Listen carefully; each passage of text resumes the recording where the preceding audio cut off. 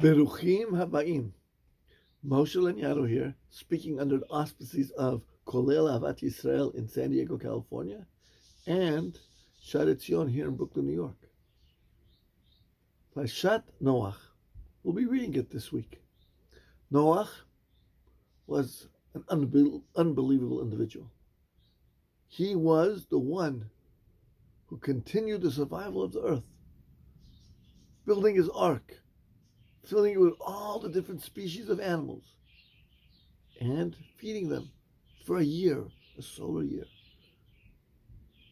There's an interesting chazal, our rabbis teach us, that Eliezer once met Shem, the son of Noah,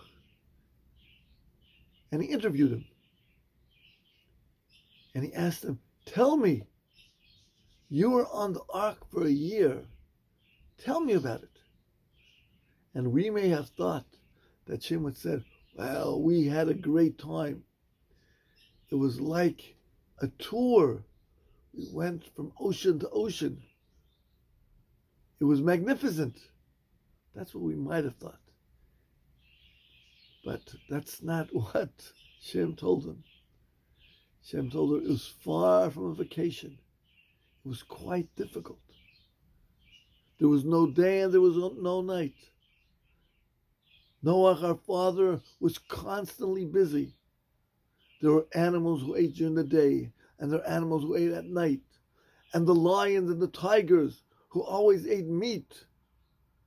We had to satisfy them with grains and vegetables. Not easy. And we, the sons of Noah, also were constantly busy going back and forth. Hard. And even more so. My father lost his arm. He came late into the lion's den with the food. And the lion took his paw and ripped his arm.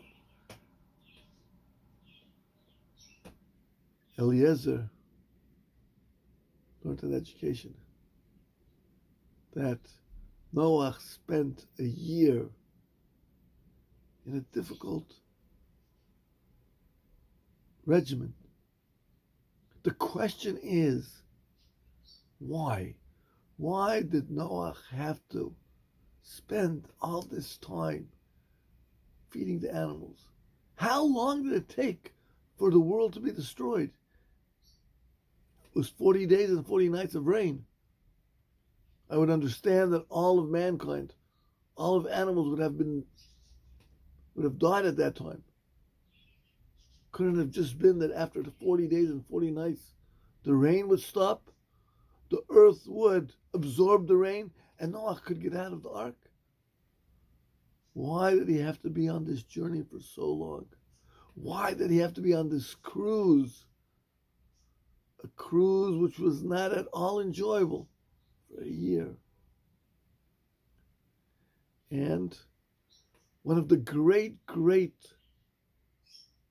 rabbis of pre-war Europe says something interesting. The pasuk, Noach is tzaddik, tamim haya b'dorotav. He says, Noach was a tzaddik, but he was not tamim till later. B'dorotav implies many generations. Noach lived through many generations. He lived through the corrupt era prior to the flood. He lived during the flood, and he lived after the flood while the world was rebuilding. When did he become Tamim? Noach Tzaddik, comma. Tamim B'dorotav, in his later generations to become Tamim. How did he become Tamim? Through his education process in the Teva, in the ark.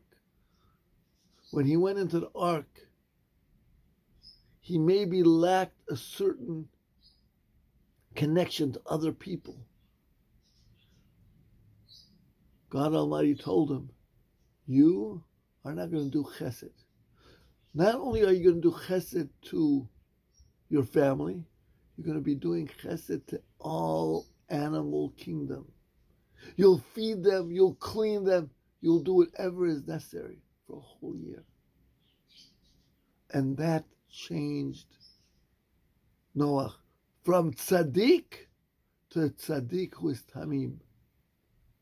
He was able to become a greater person. When we do tzedakah, the Rambam in Pirkei Avot tells us, I have $100. Should I just give out a check of $100 to an institution? Or should I give out single dollar bills? And the Rambam says it's better to give out single dollar bills to different people. Why? Because it gets me inoculated with the idea of giving. The more I give, the better. The more times I give, the more it has an influence on me. Giving one time a big amount is less influential than giving 100 times a smaller amount. Noah had to do what? Had to give and give and give for a whole year. Not to human beings, but to animals. And that changed his personality. And now we will be ready for the challenges of the brave new world, which he was the father to. My friends, the lesson is so clear to us. How we have to realize that we also have to be givers. Be it givers of monies, be it giver of time, be it giver of love.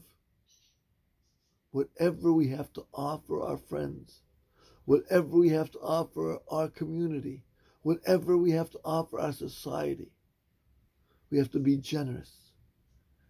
And Be'ezrat Hashem, then we will be filled with the brachot from the Borei Olam. And then we'll walk arm in arms to greet the Mashiach. Shabbat Shalom.